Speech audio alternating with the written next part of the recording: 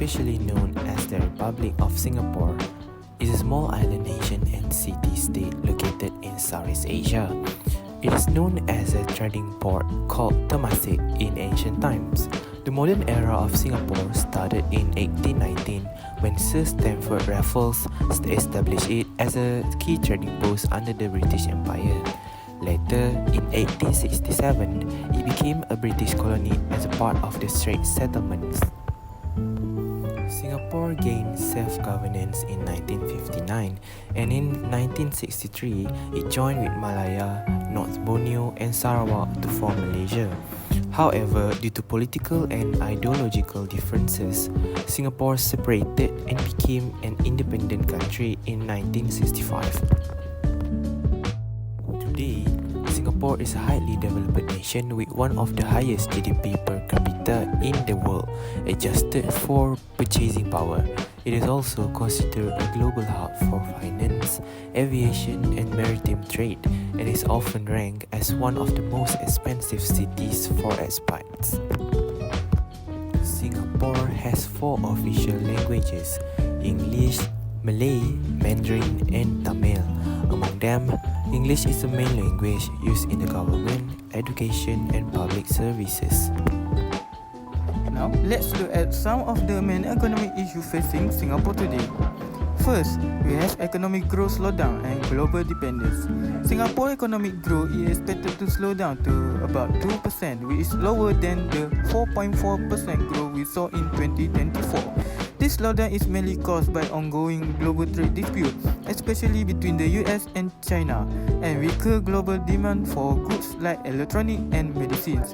Because Singapore depends a lot on trade, this global issue have a big impact on our economy.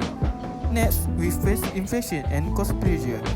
Price for daily necessity like food and housing have been rising, making it harder for people to afford their basic needs. Although price increase have slowed down a bit, inflation is still a concern. The government is trying to balance between helping the economy grow and keeping living costs under the control. Okay, so I will be discussing some of the ongoing political issues in Singapore, focusing on 3 main areas: the dominance of the People's Action Party (PAP), freedom of speech and press limitations, and concerns surrounding immigration and the foreign workforce. So let's begin with the dominance of the People's Action Party or PAP. Since Singapore's independence in 1965, the PAP has been the ruling party and has won every general election with a strong majority. While this has contributed to Singapore's political stability and rapid economic development, it has also raised concerns about a lack of political competition. Opposition parties face challenges such as limited media coverage, restrictions on political activities, and structural disadvantages during elections. For example, in the 2020 general election, although the Workers' Party made progress by winning 10 seats, the PAP still retained a supermajority in parliament. This one-party dominance makes it difficult for alternative voice and ideas to be effectively represented in policy making. Next, let's look at freedom of speech and press. Singapore ranks relatively low on the World Press Freedom Index. The government has strict regulations on media outlets and online speech, often citing the need for national security and social harmony.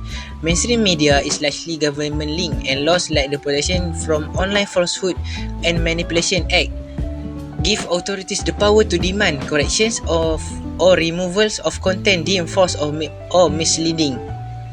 Okay, finally, we come to immigration and the foreign workforce, a topic of growing concern among Singaporeans. Singapore's economic model relies heavily on foreign workers, especially in sectors like construction, services and IT. While this helps sustain economic growth, it has also created tensions among locals who fear job competition, wage suppression and cultural dilution.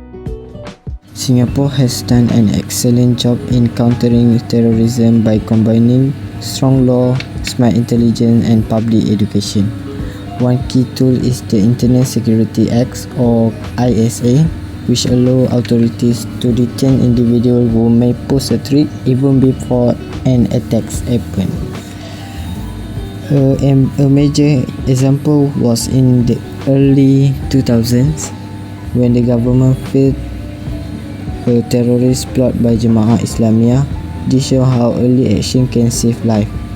To tackle this, Singapore used the ISA but also focused on prevention through programs like SG Secure and the interracial and religious confidence circles.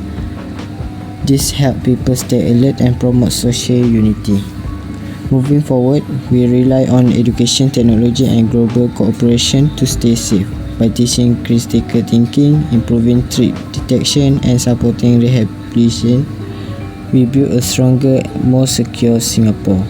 As Singapore becomes more digitally connected, cybersecurity threats are growing concern. Common attacks include phishing scams and others, all of which target individual, business, and even critical infrastructure. While we have a strong cybersecurity system, human error like clicking on malicious click remains a major weakness. Even large organizations face risks, especially from advanced and state-linked hackers. To fight this, the government has strengthened law, including the Update Cybersecurity Amendment Act 2024, and is investing in better technology and training. Singapore also uses cyber drills, ethical hacking and global cooperation to stay ahead of threats. By combining education and strong law, Singapore aims to keep digital systems safe and secure. So for social issues, the first one is discrimination and social justice in Singapore. Another key social issue in Singapore is discrimination and the pursuit of the social justice. While the country is known for its multicultural harmony, concerns still remain about racial discrimination, cultural barriers, and unequal treatment of certain groups. Some individuals face prejudice based on race, religion, or immigration status, leading to feelings of exclusion. According to Channel News Asia, many Singaporeans believe that if left unaddressed, these issues could impact social stability. In conclusion, tackling discrimination and promoting inclusivity is vital for Singapore's future. By ensuring fairness and understanding across all communities, we can build a more united, just and resilient society. The second one is income inequality. Income inequality in Singapore remains a serious issue affecting social mobility. While the country is prosperous, not everyone has equal access to opportunities. Children from low-income families often lack resources like tuition or digital tools, make it harder to succeed in school. Without strong education and support, it's difficult for them to get good jobs and improve their life.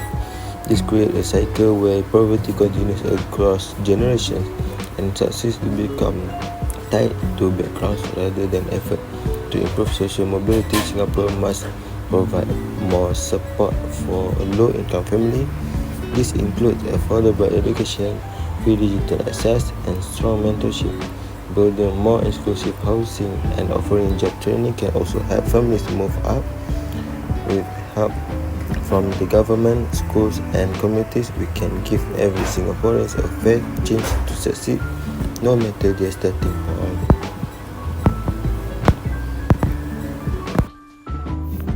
In conclusion, developing a nation is never easy. Countries often face challenges in areas like politics, security, economy, and society. It is important for leaders to deal with this problem properly. Every country has its own way of solving issues, and in Singapore's case, the people and the government work together to overcome these challenges. This is one of the reasons why Singapore is known for having an effective government.